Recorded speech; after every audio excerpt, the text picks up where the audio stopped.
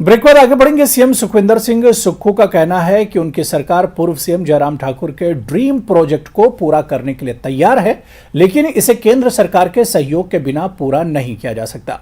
पूर्व सीएम जयराम ठाकुर के गृह जिला मंडी पहुंचने पर सीएम सुक्खू ने ये बातें कही। उन्होंने कहा कि मंडी के बलह में प्रस्तावित एयरपोर्ट निर्माण के लिए सोशल इंपैक्ट सर्वे कराया जा रहा है और इसकी रिपोर्ट आने के बाद ही अगली कार्रवाई होगी, लेकिन एयरपोर्ट का निर्माण केंद्र सरकार के सहयोग के बिना संभव नहीं है।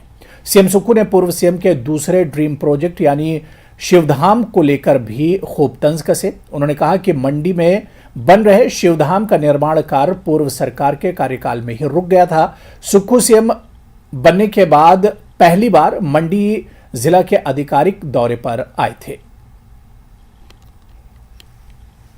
कि गुड गवर्नमेंट के लिए गवर्नेंस का होना जरूरी है, अच्छे शासन प्रशासन का होना जरूरी है।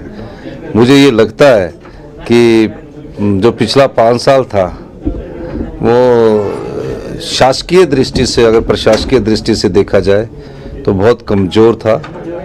अब उनके सपने को पूरा करने के लिए हमने अभी SIA की सर्वे करवा रहे, सोशल इम्पैक्ट असेसमेंट का, और केंद्र में उनकी सरकार भी है और डबल इंजन की सरकार हमेशा कहते थे।